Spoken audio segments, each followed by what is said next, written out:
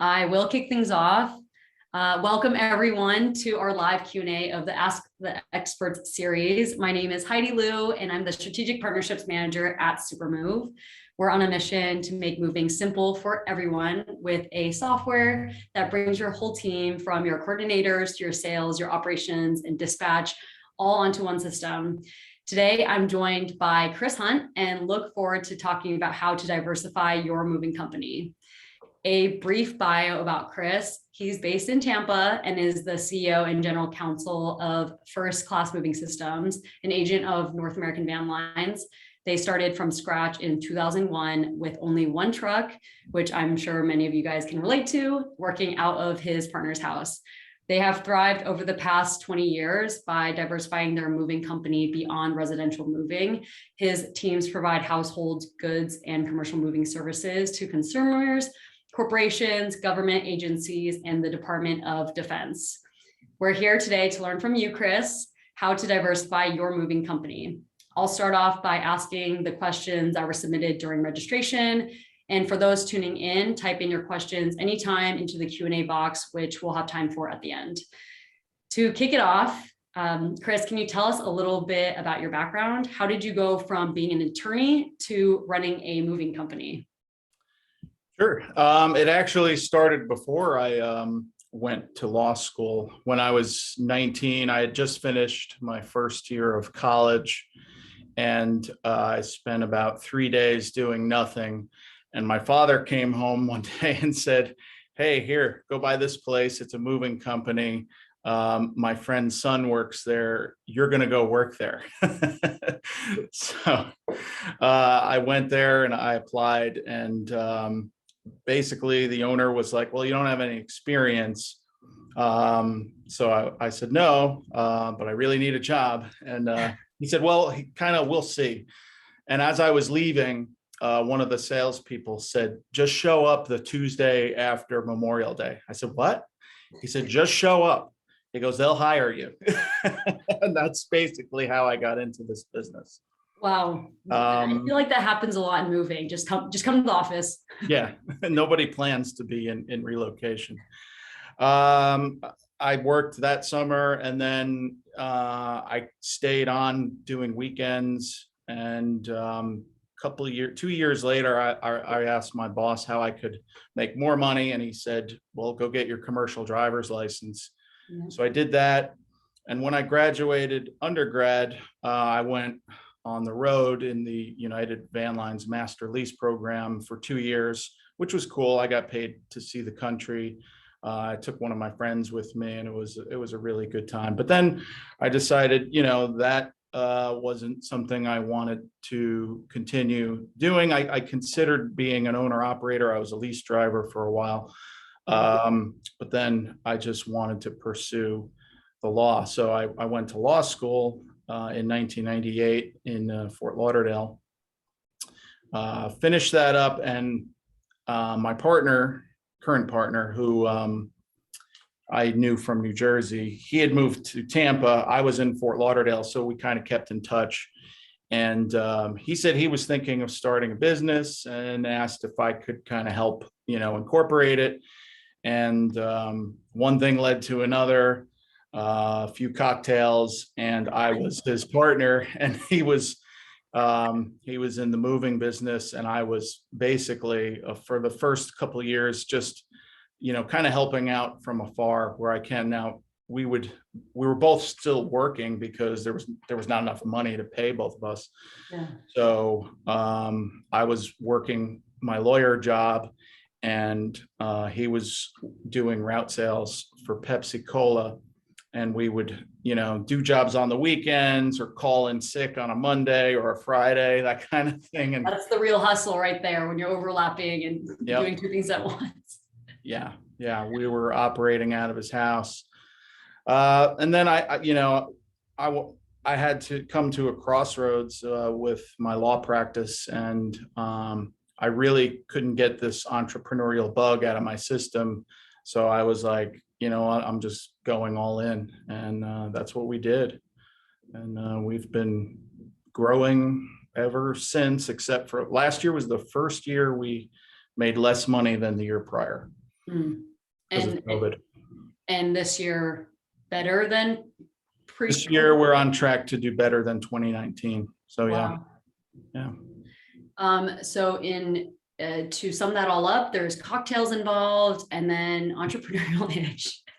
Just kidding. But Yep. I love that you really leaned into your experience that started from just being a mover and, connections, right timing, just jumping in and lots of challenges involved, I'm sure, which you'll touch upon.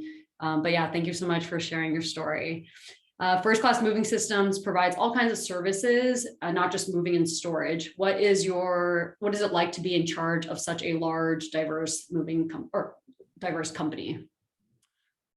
Well, as I mentioned, I have a partner, so I actually share the duties of running the company. We both do a little bit of everything, but he's a little bit more on the operations side, and I'm a little bit more on the sales side of the business. But it really does overlap a lot. It's our people really are what run the company. I mean, I have to credit our management team because they work extremely hard, especially in a year like this where there was just a lot of unknown things and a spike in volume that really nobody predicted as much or as intense as it was. So I really have to give my hats off to them. But challenges in the day-to-day, technology is always a challenge. I don't have like a chief information officer or chief technology officer here. So it's really just me and a few key employees managing our IT. We have a company that we outsource it to. You still need people on site managing the day-to-day stuff. Of course. For instance, we had our email and another server crash a couple weeks ago, and it was just it was a disaster. People weren't getting emails from us. My sales team is calling me like, "Hey, I sent this proposal out."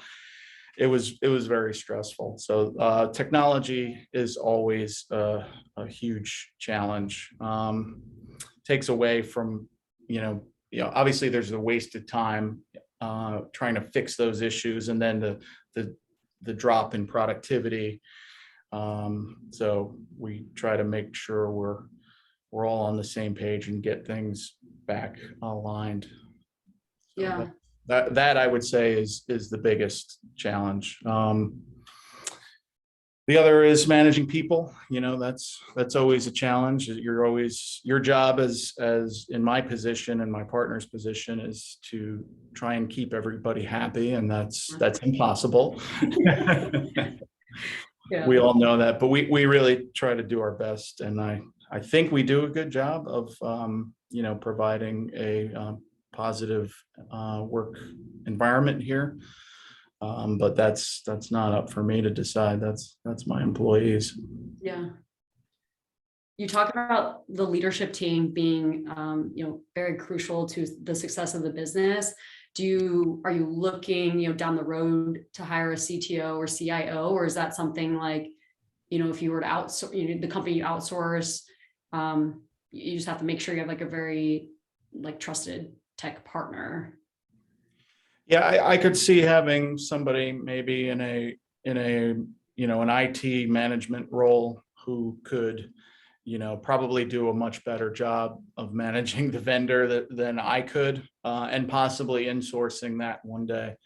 So that's certainly something we're considering. Yeah, you're like, I wish I had someone be able to fix that email crash sooner. Yeah. Yeah, there's always, last minute things, even, for Super Move being on the tech side of things, there's no such thing as a perfect software company, but it's really about making sure we're communicating as much as possible, being transparent with all our customers. So that sounds stressful, but I'm sure you're glad that everything's fixed now. Yeah. And you guys figured it out like every moving company always does with last minute changes. When did you realize you couldn't just focus on residential moving to grow your company? I would say it was around 2005, 2006. I mean, we started this company in 2001, and 7 months later, 9/11 happened. You had the resulting Iraq war, Afghan wars. And then around 2005, 6, you had a spike, the diesel fuel crisis. Diesel fuel went up to $5 a gallon and really put a pinch on us as well as our contractors who who drive over the road. Yeah. So we saw the housing bubble coming, and a couple of years later you had the Great Recession. So we knew at that point, right before, that we needed to diversify. We were a one-dimensional, we were a consumer moving company. We eventually positioned ourselves with National Van Lines. We learned a lot from them, great people. They taught us a lot about the military side of the business, the Department of Defense, because we had a pretty sizable Air Force Base here in MacDill Air Force Base here in Tampa. So we learned that aspect of the business. And then in 2008, we partnered with Serva, which owns North American Van Lines. And that's been a great relationship ever since then. We then decided to, in 2010, around there, we dedicated ourselves to growing from scratch a commercial side of the business, which is it's very different than household, but utilizes the same assets, at least in the beginning. Yeah. These days we have dedicated crews that do only commercial and vehicles that are dedicated to commercial. But when we started out, we were, having to mix and match. A crew might go move a household one day, and the next day they might be moving an office. So, Yeah, got to be versatile. Yeah. Wow. Was that decision to create the commercial moving part? You said that's even after you became a van line agent. I'm just curious, kind of what made you decide to open up like a separate division for commercial moving? I read a book once that talked about this runner, this triathlete, and this writer was interviewing and watching this guy, like spending time with him, and he saw he was straining his cottage cheese. That's what he was eating to get protein, and he would run water through it. And he's like, "What are you doing?" He said, "Oh, I'm rinsing the cottage cheese to get the extra fat off of it." So he made the analogy of rinsing the cottage cheese, that it's like basically doing everything you can that is humanly possible to achieve your objectives. And really that was it. We knew the commercial business was out there. We knew there was market share to be had.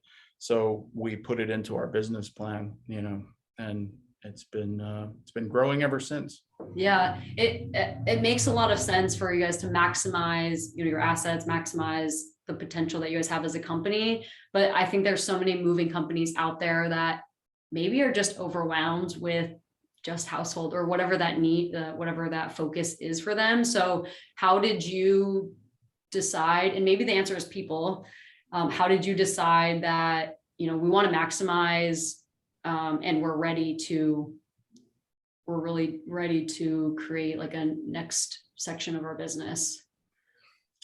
Well, we looked at it logically, and a lot of offices move on nights and weekends when your household business really is, your trucks are just sitting in your parking lot. And that was really the genesis of it, was keeping those trucks moving and bringing in revenue, and getting the crews more hours at a time when typically they were not working. Yeah. Or even for winter where Yes. not many people are moving. I guess that's probably a good time for, or commercial moving is pretty consistent throughout, nothing like peak season or too many dips. No, although this year was a little different, but yeah, typically it's fourth quarter is is a little bit busier on the commercial side because companies are trying to, get that spend in before the end of the year and that kind of thing if they have extra budget dollars. Yeah, and because I guess with post-COVID life, are you seeing a lot of migration back to the office, or is it more maybe people deciding to leave their office and go into storage? We're seeing a little bit of everything. We're seeing companies that are going back to the office. We are seeing companies put the brakes on and kind of stay in this holding pattern. And we have some that started to bring people back to the office and therefore reconfigure their offices. And then they kind of had us go back to doing what they were doing and said, we're going to keep our people at home for now. So how does that work with your commercial moving business? Do they ever ask for like last minute, hey, we're ending our lease early, like can we book a big move for next week? Yeah, although this year was very challenging with that sort of thing. We had to tell a lot of our good customers that we just didn't have trucks or crews available, and most of them were able to work with us and they understood, because it really is for the first time a universal problem with the supply chain. Yeah, no, I was going to ask you that question about the labor and driver shortage affecting the business. So, you're turning customers away. Is there, like, I guess are there other examples of how it's affected business this year? How the labor and driver shortage has affected. We had to raise our rates significantly multiple times because we're just finding that it's becoming more and more competitive. I mean, the local school districts here are paying anywhere from like $26 to $30 an hour for school bus drivers. Wow.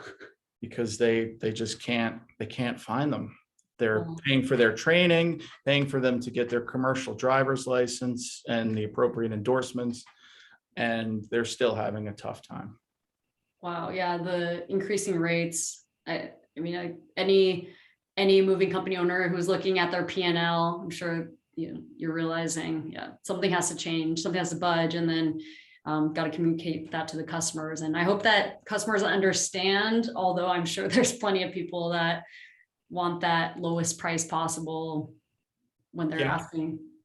Yeah, most of them understood. I'm sure they were seeing it in various aspects of their transportation programs. It's not just from us. So, but there were some that were, disappointed or wanted to find a better rate. And a few of them came back to us and said, okay, yeah, we see now that we see what the market is now. And, we want to stick with you guys.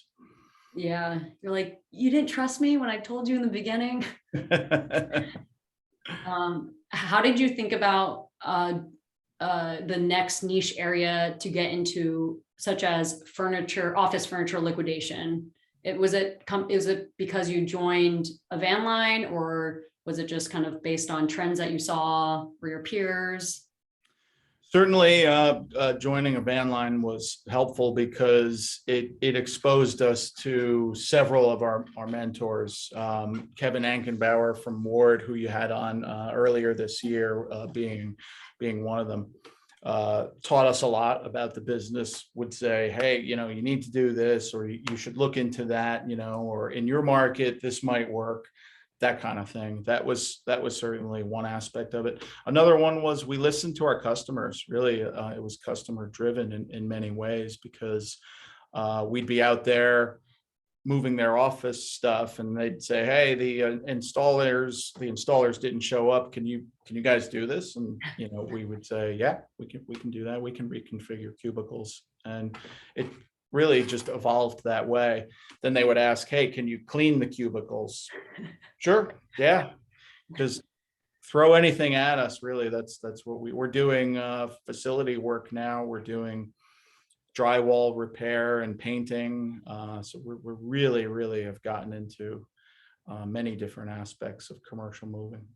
Wow. So you're seeing a lot of people or maybe a handful of customers wanting you guys to be a one-stop shop, right? Instead of Yeah. having to deal with multiple, maybe multiple contacts. They just want to ask you to please get this done for us. We are willing to pay. Yeah.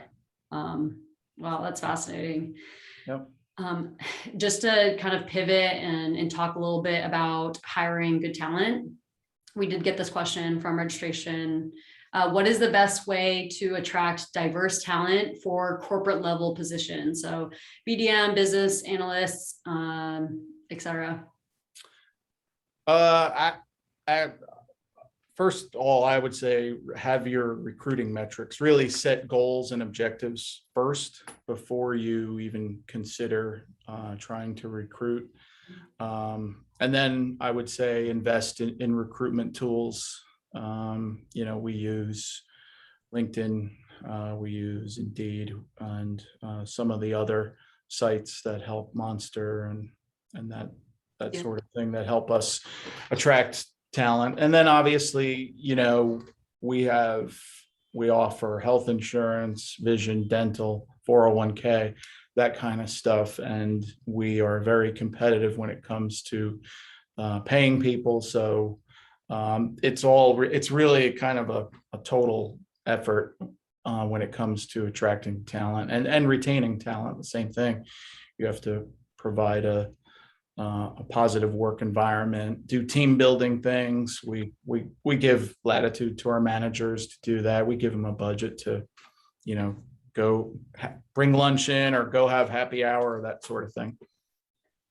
So there's a have fun budget for the managers. I'm curious if, in terms of creating being able to retain your employees as well as, hire good ones. Do you have any other general tips around that? Because I feel like everyone is trying to get creative, to make sure that they're able to hire and retain. Sure. When we first started, when we were a very small business and it was my partner and I running the whole thing, we hired someone who she's actually still with us today. All we had was to offer her was coffee, and and she loved it. We would provide free coffee and she was thrilled. It was a hit with her.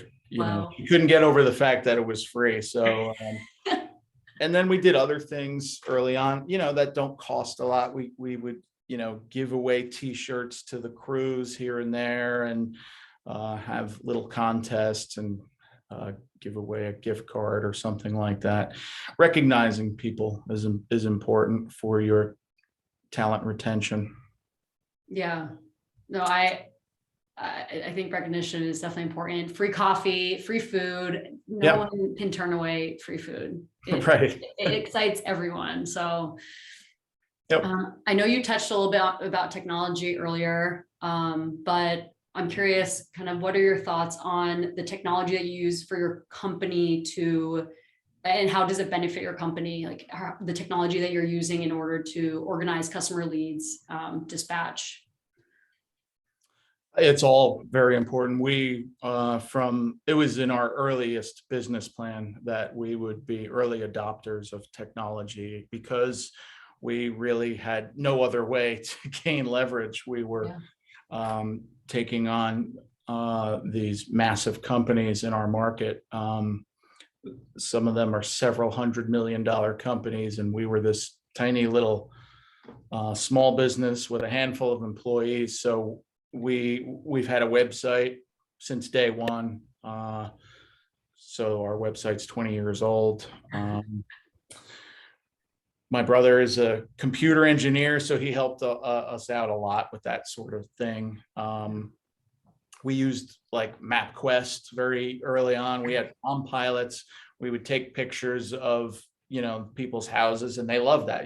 They have this prized grandfather clock or something, and they see you taking a picture of it in like 2004, 2005 with your Palm Pilot and your stylus, and they loved it. It was a selling tool. Really is. that was a huge part of it. So it helped us operationally, but it also, we would make sure we sold it. Hey, we're using this stuff. Let's go out and let people know that. You know, during the pandemic, a lot of companies turned to virtual surveys. We've been doing it for 10 years. I mean, Wow. consistently. So it really wasn't something we had to pivot into. We were already doing it. We obviously turned it up. We were doing, you know, only a 15 or 17% or something like that. And it got up to, we were doing like 80 or 90% of our surveys at the height. And we're still using it. People are embracing it. Customers, you know, aren't as resistant to using it nowadays. So that is certainly an area where we've been able to capitalize. GPS, you know, safety initiatives like GPS, dash cams on our trucks, that sort of thing. And again, we sell it. We tell our customers, hey, we have this technology, we have it in place, and it benefits you, and you don't pay anything extra for it. You know, there's been nuclear verdicts in Florida. Last week, I think there was $1 billion verdict against a trucking company for a safety issue that caused an accident. So we want to make sure we have the best available technology. And then our van line partner, North American Van Lines, does a great job of innovating technology. They have this new technology called Move Scout. It's fantastic. So yeah, we've been early adopters of it, and we are big believers in technology. Yeah, I love that you're an early adopter. I don't meet enough in the moving industry, but I can see that it you know, puts you on a different level because you have tools that other people might not even know about, and really, you know, automate things, or just, you know, help use those tools to help your company be more efficient. So I really love that. I'm going to ask one last question, and then for anyone tuning in, just type in your questions in Q&A, and I'll make sure that Chris answers the questions that are submitted live. How does one form a partnership with a national carrier? Basically, we, you know,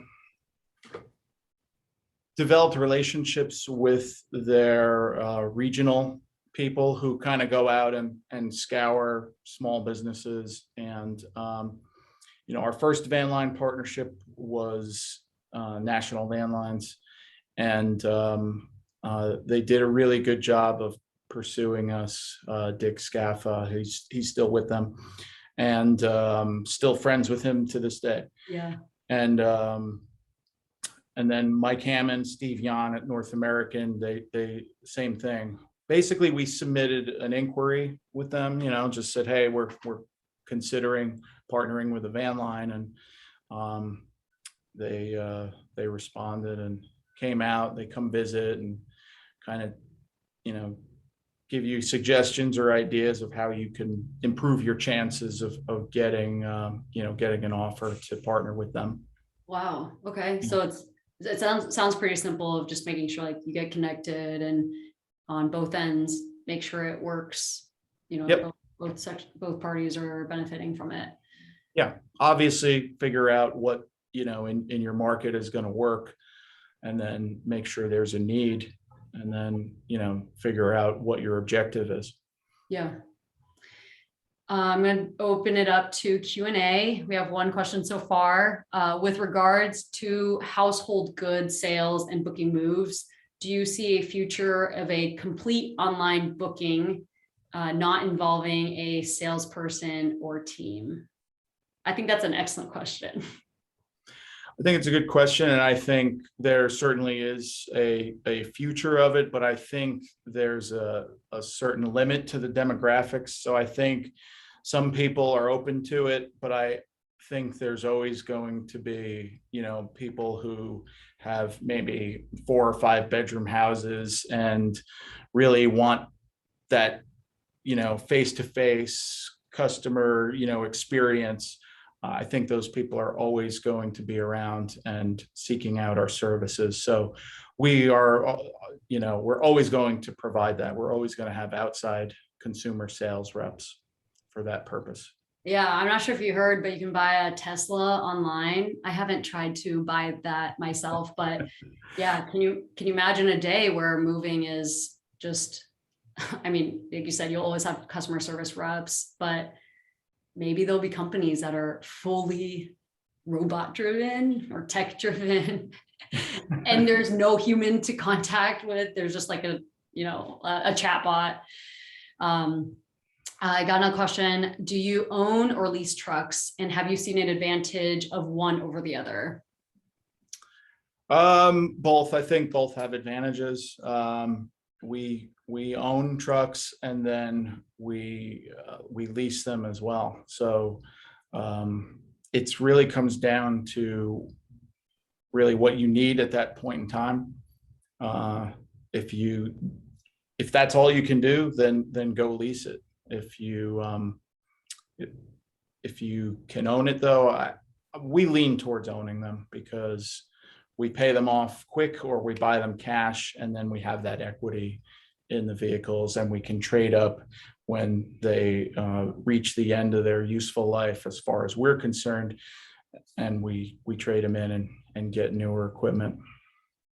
Yeah, I think for the smaller companies, I've talked to some moving company owners that also they're like a Penske, like they can also lease Penske trucks, which I think is interesting because you land on their website and they say, we can move you, but also if you want a cheaper option, you can also rent a Penske truck from us. So I think that's really fascinating, talking about diversifying your company, different ways that they are able to profit off of a cheaper move. But I mean, I don't know what that agreement looks like, and who knows how much that margin is when they're like an official Penske leaser, but it's a good way to get access to newer equipment. If you can't afford to buy it, certainly lease it.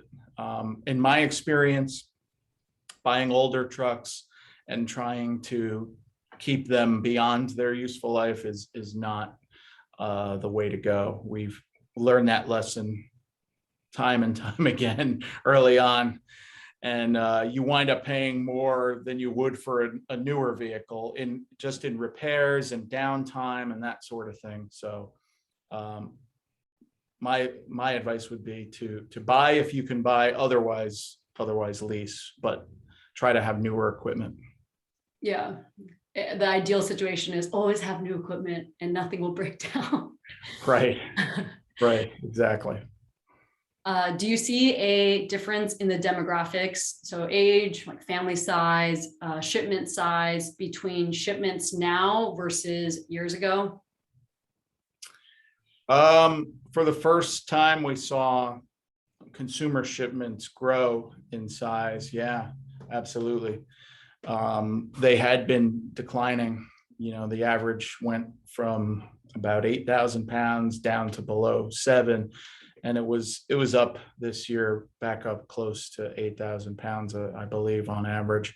For corporate, it was over 10,000 pounds for the first time in a while. So, despite the volume being down on the corporate, the shipment size was up. So, yeah, we did a little less work, for bigger shipments. So, it helped offset the decrease in corporate volume. Yeah, I can only imagine all the changes you've seen over the past 20 years running this business and having to always adapt or, really just make sure that you're able to cater to these changes. That's been our thing, is trying to be as agile as possible, embracing technology and being able to pivot. Really, that's the key. Yeah. Are you handling any international shipments today, household goods or commercial? Yeah, both. Not nearly as much as we were because of COVID, I believe, but also corporate volume being down. So it's more so on the consumer side, which makes up a small percentage of your international business. I'm going to ask you one last question that we have. Do you have any tips for smaller moving companies who are looking to grow their business? Don't grow too quickly, but also capitalize when,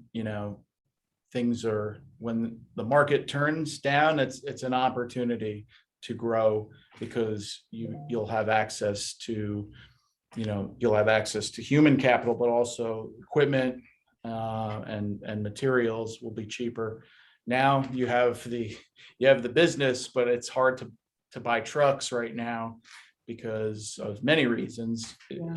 We're looking to buy some new crew cab, quad cab, straight trucks, and it's going to be about 12 to 15 months to get them. I want it now, but so yeah, there's always an opportunity to grow, but just do so at a controlled and manageable pace. yeah, that's some great advice. Well, Chris, I really appreciate you taking the time to speak to us today and sharing your knowledge about diversifying and growing your company. Once again, this live Q&A was hosted by Supermove, and we are the software team that brings everyone from your coordinators to dispatch onto one system and make it really easy to run your business.